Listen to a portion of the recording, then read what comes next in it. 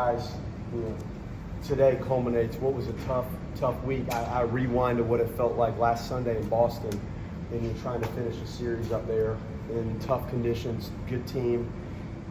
You sit in that airport and leave at 8:30, and you get to Charlotte, and you roll in this parking lot at about 1:30, 1:45. You unload everything in the locker room. I bet these guys didn't get to bed until 3:30 or 4 Monday morning. You have the Florida game Tuesday night. You know what that's about.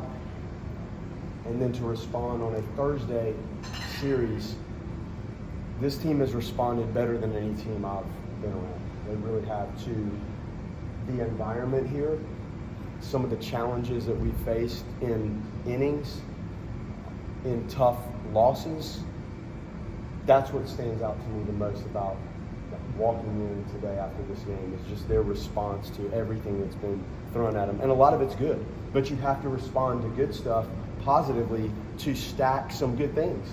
And I was so excited for our fans to get to see 4 games like this. I think that was the most people that have ever been in a 3-game series in program history at this stadium. And you want to deliver. Like, everybody came out for this, and more would have been here if we could have accommodated, and our guys delivered. Dorsey was okay today. It wasn't sharp enough. He did a good job. Abraham got the big punch out, and we needed him to go a little further, but he got Cuvée, he got the breaking ball down and got him, and Army came in and extended it, and he was good, in control of the game. And then it just seemed like we needed to do something different there at the very end, and Holtz banged the breaking ball in, and luckily Brad and the guys positioned Lodis right where he needed to be with that pitch, and Lodis made a nice play. Cam stood out offensively in the base running where he tagged up on the ball, tips hit the left center field. He had enough sense to hang and then backtrack and tag and go. That was not an easy base running play, really good. His defense was nice today, some tricky little plays at third base. Lodis jumps and grabs the ball, the line drive, and then the line drive to end it. The 4-6-3 double play was probably a game-changing moment defensively. Fisher backhanded that ball up the middle, returned it. The at-bats were good. It wasn't off the charts at-bats. Their pitching is good. They've got a variety and they've got depth, so it's hard to think you're going to sit there and bang away all day. Dingus adding the 6th run, fastball away. And the field, it was carrying a little bit to right. It was not to left or center field, so he got that one out away from him and drove it. So that was a big moment. The intensity, all the stuff going on in the game, like you guys saw it. We just decided as coaches, there's already enough to deal with. Let's just not shake hands out of the reality of these are young men that are excited and amped up, and we don't want to have to deal with any issues in the middle of that field after the game. So that was just a mutual decision that JD and I made that was the right thing. It wasn't one-sided. It just seemed like, let's just go our separate ways and we'll play them again down the road. But I'm just pleased with the response of the players overall. Not today. I'm not looking at this today. I'm reflecting on the last couple weeks in the response. Marco didn't seem to stare it down.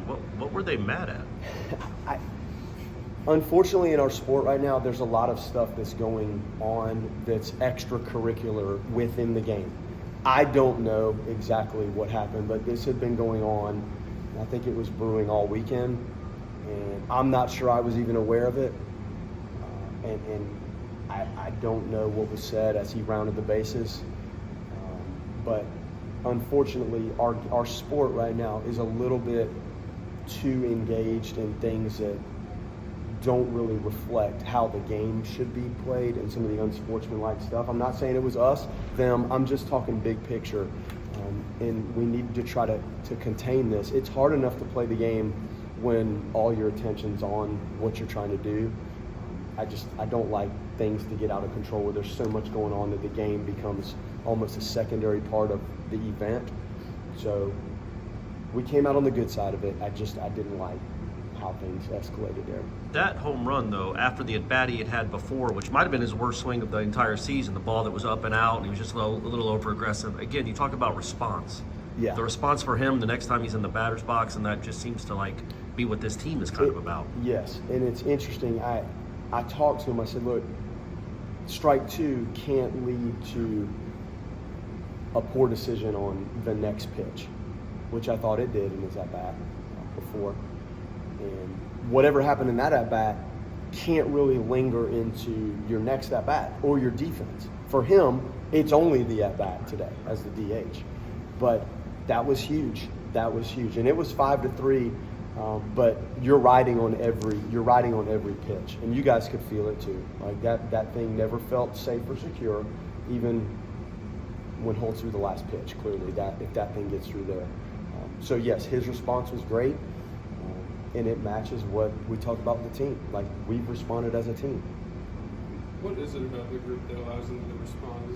Is it the leaders of the group, or just the approach of the day-to-day process that they take?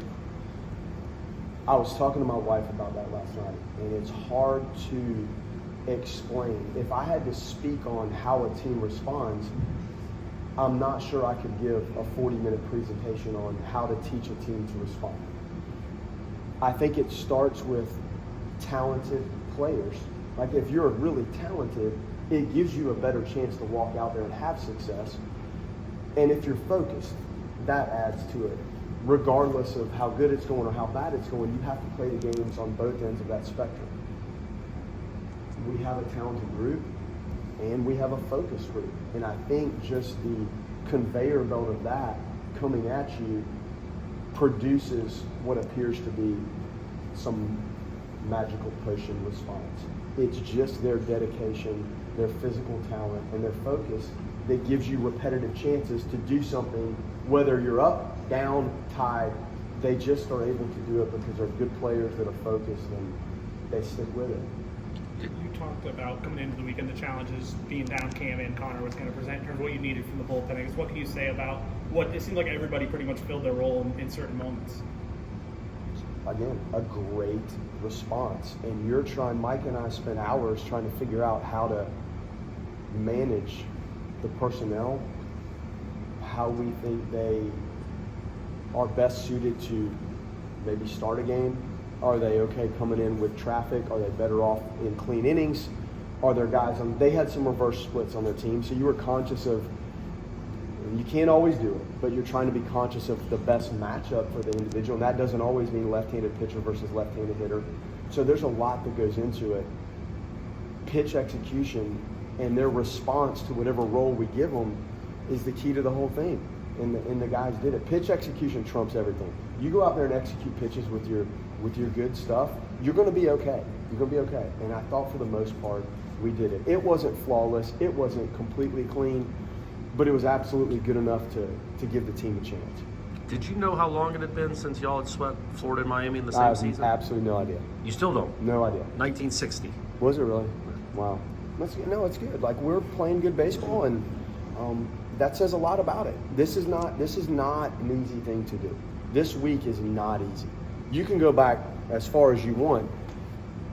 It's not easy to stack like this. And when I say respond, you have to respond every single day. And the response and the execution, the performance, that may lead you to that, which I had no earthly idea. I'm worried about pitch by pitch performance and execution, and us doing the best job we can to put them in position. Y'all have had a crazy schedule recently, like you talked about. A little series start on Saturday, 2 on Thursdays. I think the next 4 are supposed to be weather pending Friday through Sunday. How excited are you for that stability? I'm thrilled. Are you sure you're right? Yeah. Okay, because I don't know. The Thursday's neat. Like, it gives you a chance to be on an island on TV. It does. I get it. It's tricky. So there are some positives to it, but there are also some things that make it really interesting when you're trying to pull guys out front, like pitching-wise. And you're in some of these games last weekend, and in the back of your mind, you're watching that pitch count, and you know that this thing's going to have to be drugged to you by another day, and it starts to factor in. So it is tricky on us, and it's tricky on the guys. I don't think our position players were completely stunned by it, but the pitchers, you have to manage those arms. And now tonight and tomorrow are great, and you get to recover for Tuesday, but it clearly puts a lot of strain on you when you have to squeeze them together. Coach, you guys have been really good offensively this year, but this weekend the bottom 2/3 of the lineup was 11 for 60, I believe. Do you think that would be a potential problem moving forward? Do you think it's just like a blip in the radar? I think they had really good pitching. It's tough. And the good thing about the lineup is there's probably been weekends where the bottom third or the middle have helped. So there's always going to be some times when not all 9 or 10 or 11 or 12 guys that are involved are clicking. It's just the way it is. So the neat thing about that, you're right. I didn't know that. I think they all helped in some capacity. It may not have been strictly the base hit, but there were some good at bats, and you just have to compete through it. It's hard. If all 9 of those guys are absolutely on point, that would be the first in the history of the sport. Okay, so you gotta handle some of the things, and sometimes it might be the top, and sometimes it might be the middle. But when you have enough pieces, sometimes you can still overcome it and score some runs somehow.